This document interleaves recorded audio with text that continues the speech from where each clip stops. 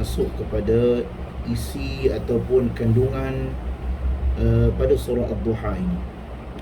Seperti yang kita sedia maklum, surah Ad-Duha ini merupakan surah yang sering dibaca sama ada di dalam salat, sering dibaca juga ketika khatam Quran.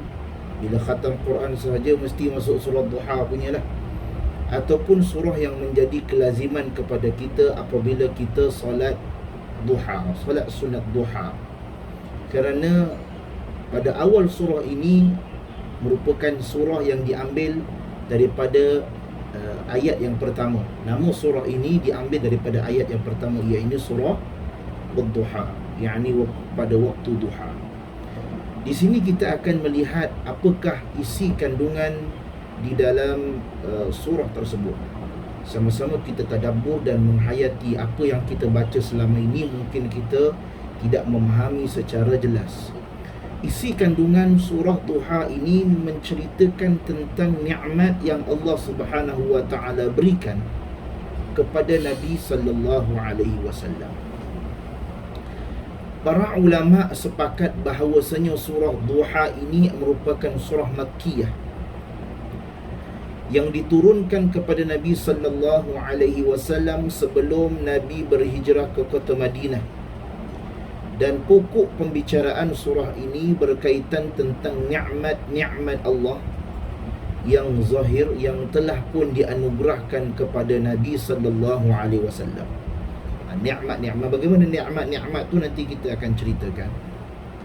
Surah ini terdiri daripada 11 ayat. Berkaitan tentang asbab turunnya surah ini, ada beberapa riwayat ataupun hadis yang sahih. Di antaranya hadis Jundub bin Abdullah bin Sufyan al-Bajali radhiyallahu anhu.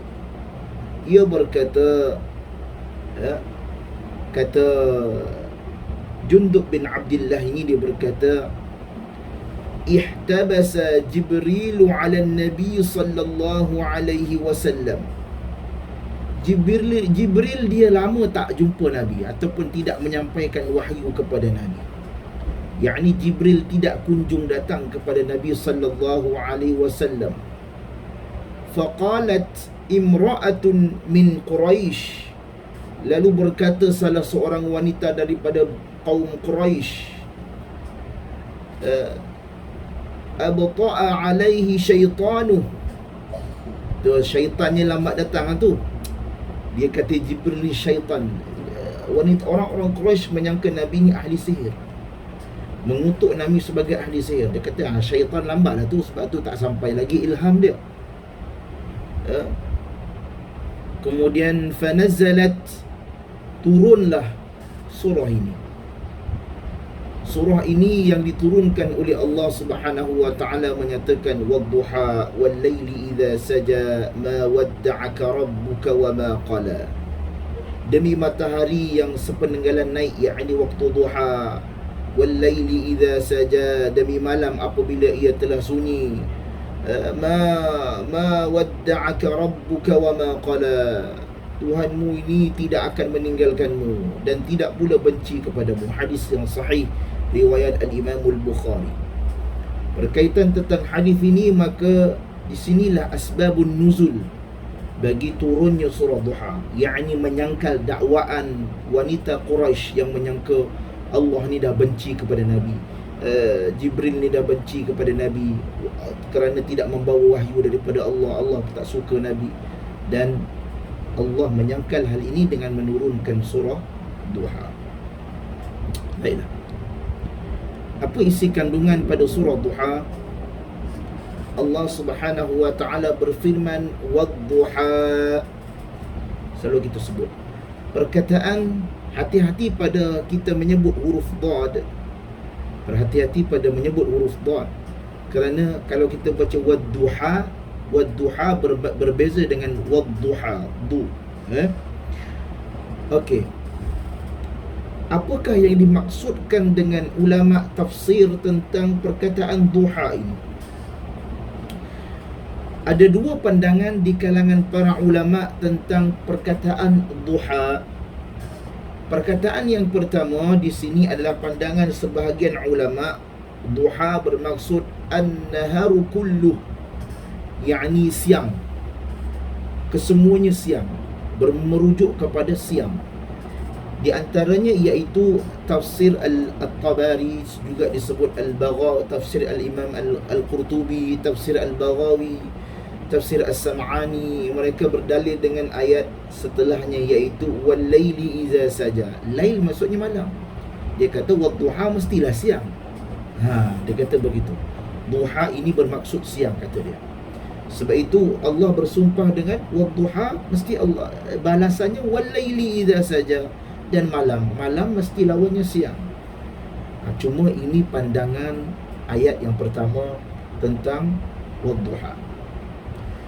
Pandangan ulama tentang surah Ad-Duha pula, firman Allah Subhanahu wa taala, mereka berfirman dengan afa amina ahlul qura ay ya'tiyahum ba'suna bayatan wa hum naimun awa amina ahlul qura ay ya'tiyahum ba'suna duha. Perkataan duha kat situ, wa hum yal'abun. Adakah mereka penduduk negeri itu berasa aman daripada seksaan yang datang pada waktu duha, yakni pada siang hari, ketika mereka sedang bermain, sedang bergembira. Dalam surah Al-A'raf, kataan duha ini bermaksud siang. Jadi para ulama yang pertama berpendapat wadduha ini maksudnya adalah waktu siang. Waktu siang. Pandangan ulama yang kedua menyatakan bahawasanya ad-duha ini bukan waktu siang, dia waktu khusus, waktu yang memang disebut dengan waktu duha. Sebab itu Allah kalau nak bersumpah dengan siang, Allah tak akan sebut duha, Allah akan sebut wan nahar. Tapi Allah sebut waktu yang sangat penting, yakni waktu duha.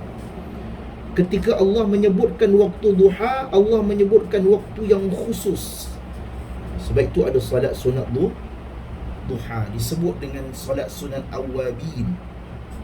Nanti kita lihat apakah waktu duha ini yang sesuai untuk seseorang itu mengerjakan salat.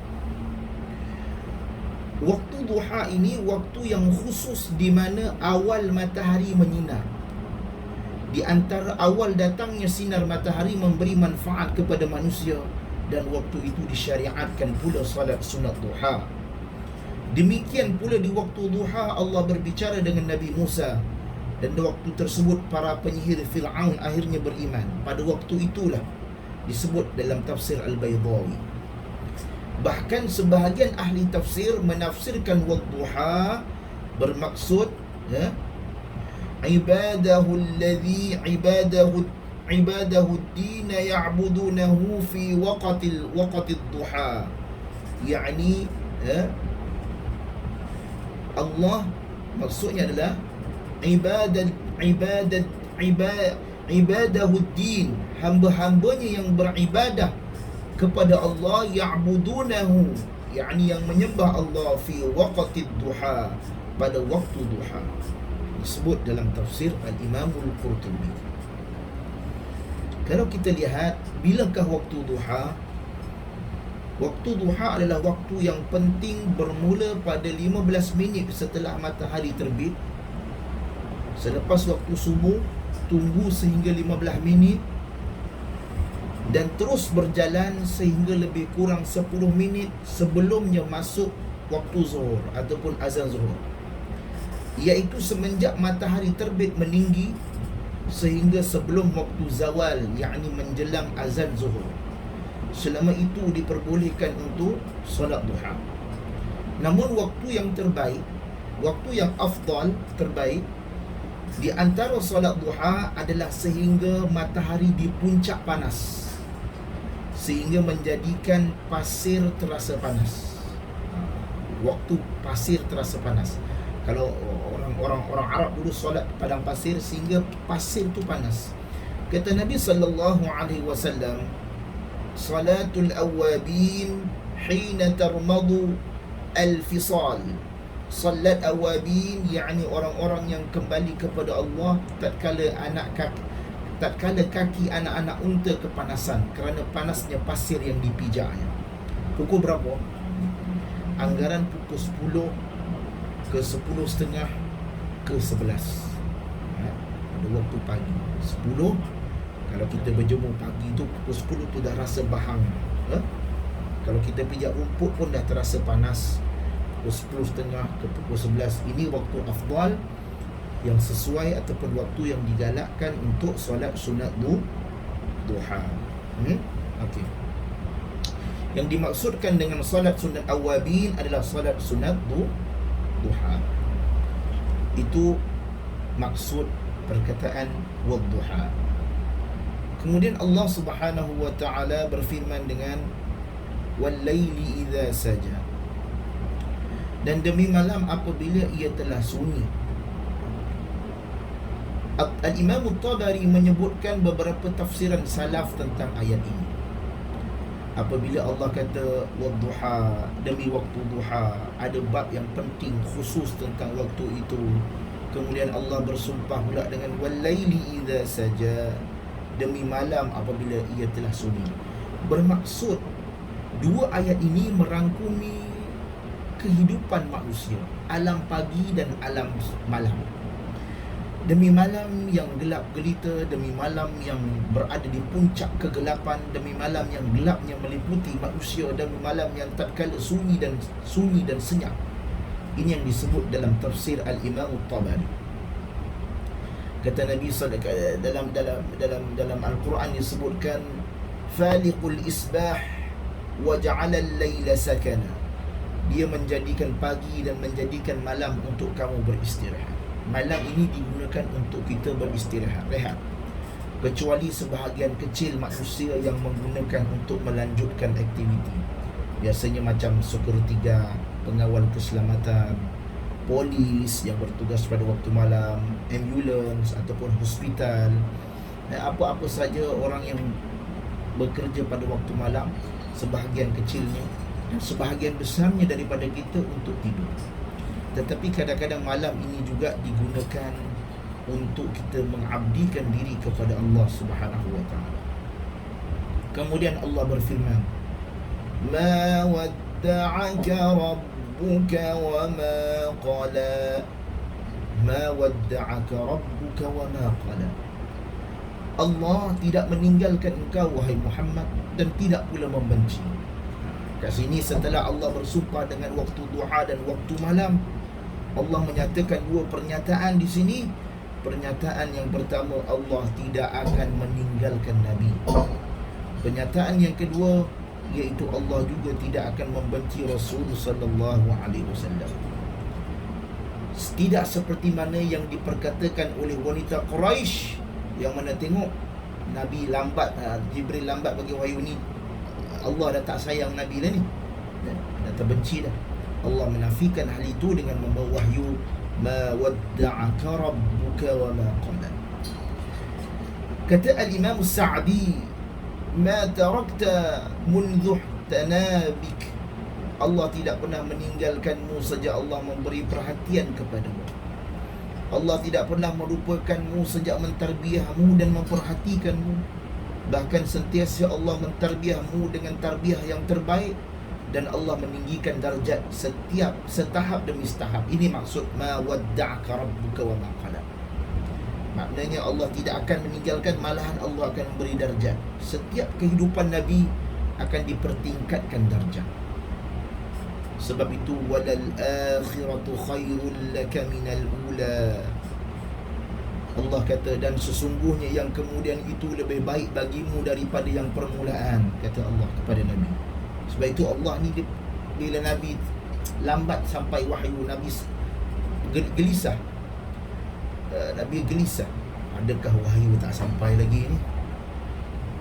Kemudian wanita Quraisy pula cakap yang begitu. Manusia ni hati dia gelisah.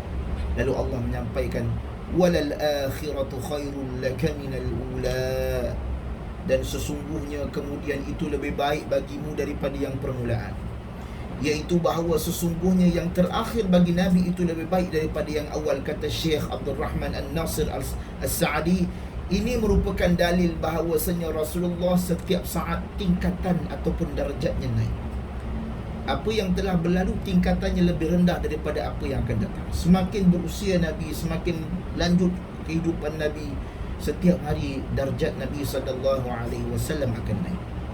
Semakin tinggi kedudukan Nabi di sisi Allah Subhanahu wa taala, sehinggalah kedudukan Nabi di sisi Allah menjadi sempurna tatkala sampai kepada akhir hayat baginda Rasul sallallahu alaihi wasallam. Kemudian Allah Subhanahu wa taala berfirman, wala sawfa yu'tika rabbuka fatarda, dan sesungguhnya kelak Tuhanmu pasti akan memberi kurniaan kepadamu sehingga engkau menjadi puas. Apakah maksud kurniaan ini? Yakni Allah akan memberikan ganjaran pahala dan kenikmatan kepada Rasul sehingga Rasul sallallahu alaihi wasallam redha akan nikmat yang Allah berikan kepadanya. Kata Syekh Abdul Rahman bin Nasir As-Sa'di menyatakan bahawa ayat ini adalah ungkapan daripada Allah yang sangat komprehensif, yakni sangat meluas. Allah akan memberikan sesuatu kepada Nabi yang dengannya Nabi akan redha. Maknanya ganjaran itu Allah beri kepada Nabi, Nabi akan puas hati.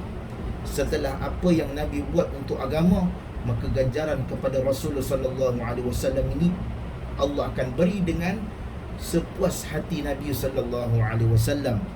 Dan ini menunjukkan kesempurnaan keadaan Nabi di akhirat. Dengan bentuk apakah pemberian itu tidak pasti, yang jelas Nabi akan bergembira dan redha dengan pemberian tersebut. Oleh kerana itu, sebahagian ulama menyatakan bahawa ayat ini paling memberikan pengharapan.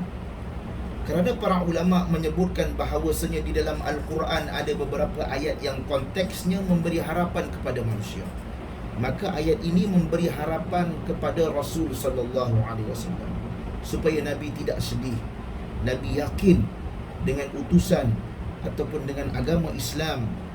Kemudian ayat ini juga menjadi satu pegangan kepada agama kita, kepada diri kita, bahawasanya apa saja yang kita lakukan akan mendapat ganjaran daripada Allah Subhanahu wa taala. Apa saja ganjaran, apa saja yang kita lakukan, yakni perbuatan yang baik. Kemudian Allah Subhanahu wa taala berfirman, qul ya ibadiyalladzina asrafu ala anfusihim la taqnatu min rahmatillah innallaha yaghfiru dhunuba jami'a innahu huwal ghafurur rahim. Katakanlah, wahai hamba-hambaku, wahai hamba-hamba Allah yang mereka rasa mereka ini berdosa, kemudian mereka kata, kami ini berdosa. La taqnatu min rahmatillah, janganlah kamu berputus asa dengan rahmat Allah. Innallaha yaghfiru dhunuba jami'a, Allah ini mengampunkan dosa. Allah ini ampun dosa. Sebab itu bila kita bersalah, minta ampun. Ya Allah, aku salah, aku buat silap. Allah ini, innallaha yaghfiru dhunuba jami'a. Sebab itu janganlah kamu berputus asa dengan rahmat Allah. Allah ini ampun dosa. Yang penting kita taubat dan mengakui kesalahan kita. Allah Subhanahu wa taala berfirman, alam yajidka yatiman fa'awa, dan bukanlah dia mendapatimu sebagai seorang yang yatim lalu dia melindungimu. Allah ini peringatkan kepada Nabi bahawa, wahai Muhammad, dahulu engkau ini anak yatim. Allah lindungi kamu daripada segala bentuk kecelakaan yang besar. Sebab itu Nabi sallallahu alaihi wasallam, kalau kita baca sirah, Nabi sallallahu alaihi wasallam lahir dalam perut ibunya sementara ayahnya dah meninggal dunia. Ayah Nabi ni meninggal dunia ketika Nabi masih dalam kandungan Nabi. Ayahnya bernama Abdullah. Beliau tidak pernah merasakan belayan kasih sayang seorang ayah dan hidup yatim di bawah asuhan ibunya. Ketika ketika ibunya bersafar, yakni pergi bermusafir, melakukan perjalanan mengunjungi saudara mara di kota Madinah, lalu dalam perjalanan pulang menuju Mekah, ibunya Aminah yakni meninggal dunia kerana sakit di Abwa, salah satu tempat. Ketika itu Nabi masih lagi berumur 6 tahun. Ini kisah Nabi lah, sirah. Bagaimana kita dapat membayangkan seorang anak yang kehilangan ibu dan ayah dalam waktu yang sangat kecil, 6 tahun. Dan di situ Nabi sallallahu alaihi wasallam dipelihara. Allah pelihara Nabi. Nabi dipelihara oleh datuknya. Datuknya yang sayang Nabi. Pada masa itu Nabi kecil lagi, datuknya jaga. Bagaimana Allah menyusun kehidupan Nabi. Kalau tidak, Nabi mungkin tak ke mana-mana. Tapi Nabi dijaga oleh datuknya, yang merupakan seorang ketua pada zaman itu, yakni Abdul Muttalib. Kemudian apabila datuknya meninggal, Nabi masa itu meningkat dewasa. Pada masa itu Nabi dijaga oleh pakciknya Abdul Muttalib, sehingga kan Nabi berdakwah, Abdul Muttalib ini yang menjaga Nabi. Walaupun Abdul Muttalib ini tidak mahu memeluk agama Islam ataupun tidak mengetahui, ya, ayah Abu Talib. Ketika Abu Talib ini tidak memeluk agama Islam ataupun tidak mengakui keislaman yang dibawa oleh Nabi SAW. Namun apa yang dilakukan oleh Abu Talib ini, beliau menjaga Nabi, sehingga kan orang-orang kafir Quraisy, antaranya Abu Lahab, yang cuba menentang Nabi, Abu Talib kata, apabila Muhammad menyebarkan dakwahnya, tidak ada siapa boleh menentang. Maknanya Abu Talib memberikan, orang kata, kebebasan kepada Nabi untuk berdakwah pada ketika itu. Nabi bebas untuk menyuarakan pandangan pada ketika itu. Sehinggalah Abu Talib ini meninggal. Lalu Nabi SAW berdagang, dan mengembara dan berdagang serta membela kambing, dan akhirnya berdagang dan akhirnya mengahwini Siti Khadijah. Bagaimana penyusunan Allah Subhanahu wa taala memelihara Nabi SAW. Kemudian Allah kata, wa wajadaka dhallan fahada, dan dia mendapatimu sebagai orang yang tersesat. Kat sini para ulama telah menepis beberapa sangkaan orang-orang yang menafsirkan perkataan dhallan fahada. Dhallan fahada, perkataan dhalla itu sesat. Orang-orang yang salah tafsir, dia berkata, tengok Nabi pun sesat, Nabi dulu pernah sesat. Kat sini dia telah salah faham tentang perkataan dhalla itu. Bukan sesat itu, dhalla bermaksud Nabi dulu buat benda tak elok. Sedangkan kita tahu Nabi, Allah Subhanahu wa taala telah jaga dia. Allah Subhanahu wa taala telah lindungi Nabi. Bahkan dalam riwayat disebutkan Nabi ingin pergi kepada satu pesta, lalu Allah tidurkan Nabi sehingga Nabi tidak dapat pergi pada ketika itu. Bagaimana Allah melindungi Nabi SAW. Sesat di sini maksudnya Nabi ini antara manusia yang baik. Zaman kanak-kanaknya zaman kanak-kanak yang baik. Dan Allah mengenalkan Nabi. Sebelum ini Nabi tidak kenal kepada Islam, kepada iman, sehinggalah sampainya wahyu iman dan wahyu Islam. Nabi ini baik, tetapi sampai kepadanya iman dan Islam. Itu maksud tersesat itu. Maksud tersesat ini, Nabi asalnya orang yang baik, tetapi apabila sampai kepada iman dan Islam, barulah Nabi menyebarkan dakwah itu secara terang-terangan, secara yakin bahawa apa yang disampaikan ini adalah disalah daripada agama Allah Subhanahu wa taala. Sebab itu Allah Subhanahu wa taala berfirman dalam surah Asy-Syu'ara, Allah kata, "Wa kadzalika auhayna ilaika ruhan min amrina ma kunta tadri mal kitab walal iman walakin ja'alnahu nuran nahdi bihi man nasha'u min ibadina wa innaka latahdi ila siratim mustaqim." Dan kami wahyukan kepada kamu Muhammad itu ruh dengan perintah kami, yakni Al-Quran.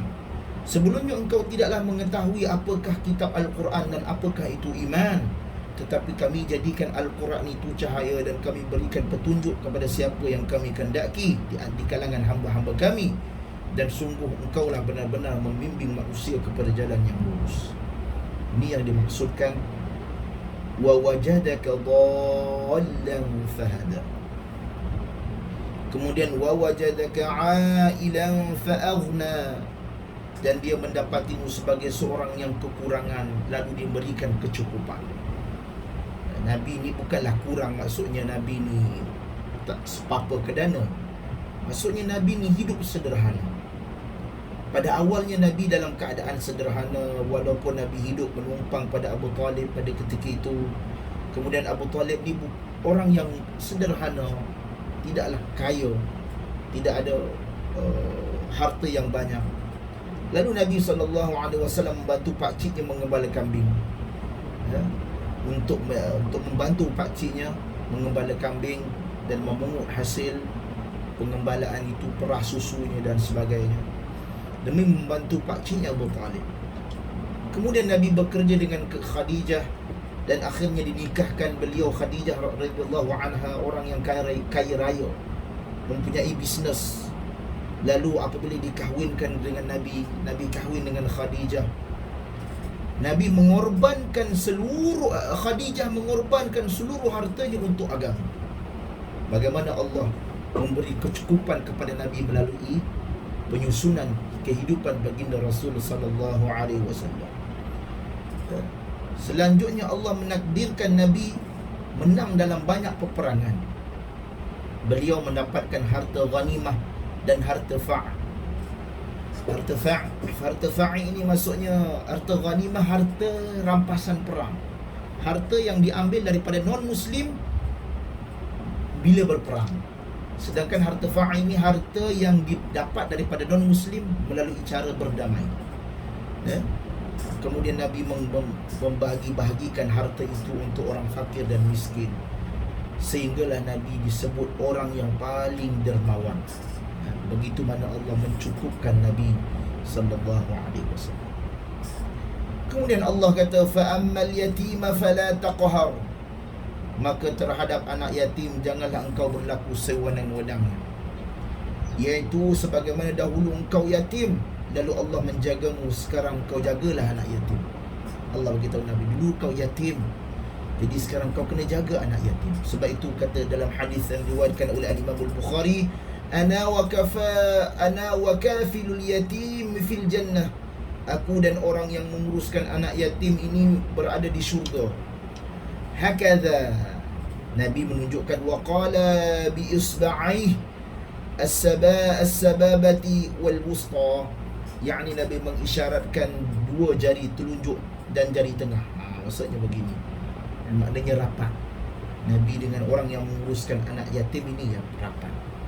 Bagi sebab itu kalau kita ada urusan, kita ada keperluan, kita ada keuangan yang lebih, bantulah anak yatim. Kerana orang yang bantu anak yatim ni dengan Nabi ni dekat, seolah-olah macam saudara.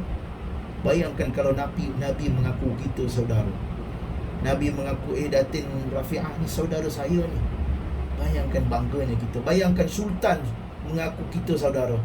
Hati Rafi'ah, Sultan Agung mengaku kita saudara. Bayangkan, kempang hidung kita. Ini kan pula Nabi sallallahu alaihi wasallam. Sudah tentulah berasa bangga kita pada Nabi sallallahu alaihi wasallam. Kemudian wa amma as-sa'ila fala tanhar, dan terhadap orang yang meminta-minta janganlah engkau mengherdiknya. Janganlah maki hamun orang yang minta-minta. Sebab itu kadang-kadang ini merupakan peringatan kepada para da'i dan para ulama agar mereka bersabar. Kadang-kadang orang nak tanya ni, kadang-kadang tanya yang macam-macam. Ustaz-ustaz ni dia kena banyak sabar. Kerana sesungguhnya kadang-kadang orang yang bertanya tu dia tidak ada adab. Ada main tanya saja, sehingga menyebabkan kemarahan. Maka ustaz-ustaz ni kena banyak sabar. Dan demikian juga ayat ini umum, bukan hanya berkaitan dengan orang yang bertanya tentang ilmu. Maka apabila ada orang yang meminta-minta, jika kita tak mampu memberinya, maka janganlah kita menghinanya ataupun mengherdiknya. Kadang-kadang situasi ini berlaku. Kadang-kadang kita pergi kedai makan, ada orang nak jual tisu, kita pun tak mau beli, maka tolak dengan baik. Gunakanlah kata-kata halus kalau kita memang tak mampu. Kalau kita memang tidak mampu, gunakan kata-kata yang baik. Minta maaf, saya tak ada kewangan lebih hari ini, terima kasih. Jangan pergi. Ini entah skin dikit ni, entah buta palsu ni, entah tipu-tipu ni. Kita takut nanti kita tak mampu nak bagi, maka jangan herdik. Biarlah dia. Kalau dia tipu pun itu urusan dia dengan Allah. Cakap dulu kita tak mampu. Kadang-kadang ini berlaku. Kotornya dia. Kalau lah tak payah. Kalau tak, kalau anda kata tak mau cakap pun diam saja. Diam. Ataupun lebih elok tolak dengan baik. Minta maaf, duit saya tidak mencukupi pada hari ini. Ataupun nak bagi pun bagi yang semampunya lah. Allah Ta'ala. Dan sebab itu dakwah dalam agama ini, Nabi SAW ni dia seorang yang pemberi. Wallahi laqad a'tani Rasulullah sallallahu alaihi wasallam ma a'tani wa innahu la abghadu an-nas ilayya fama bariha yu'tini hatta innahu la ahabbu an-nas ilayya. Kata Sa'id ibn Musayyib, dia kata, demi Allah yang telah memberikan kepadaku apa yang dia berikan. Nabi ni bila dia perang, dia menang perang Hunain, Nabi ni beri unta 100 ekor. Lalu Nabi bagi lagi unta kepada Safwan, kepada 100 ekor. Kemudian Nabi bagi, asalnya orang tu benci kepada Nabi. Tetapi akhirnya kata orang itu, fama bariha yu'tini hatta innahu la ahabbun nasi ilayya, sehingga Nabi ni orang yang paling aku cintai, dalam Sahih Muslim. Kemudian pada ayat yang terakhir, wa amma bi ni'mati rabbika fahaddits, dan terhadap nikmat Tuhanmu hendaklah engkau nyatakan dengan bersyukur. Maknanya nikmat yang Nabi Allah bagi kepada Nabi, nikmat kenabian, nikmat Al-Quran, dan nikmat yang umum ini untuk kita, yakni bersyukurlah dengan bersalat. Apabila kita dapat ada harta, kita ada harta,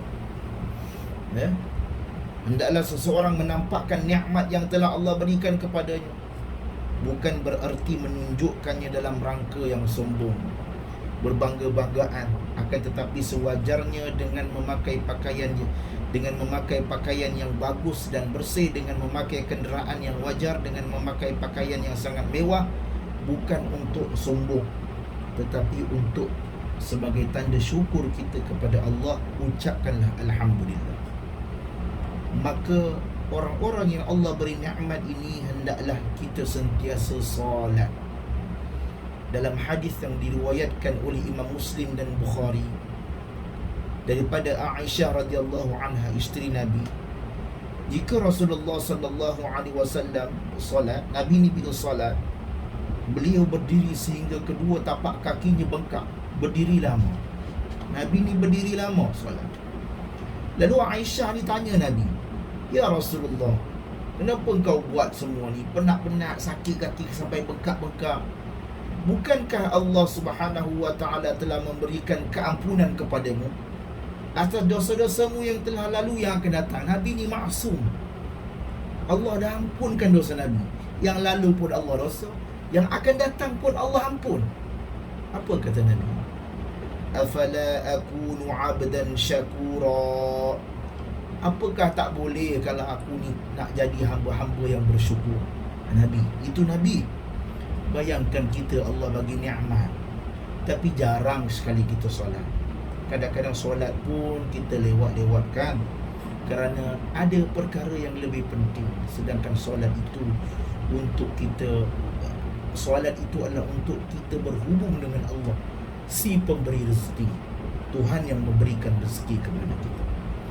Mudah-mudahan apa yang dapat kita pada hari ini adalah sentiasalah bersyukur dengan apa yang ada, dan jangan sesekali tinggalkan solat, dan jangan sesekali memaki hamun dan sentiasalah melakukan kebajikan kepada Allah Subhanahu atas jalan Allah Subhanahu wa taala.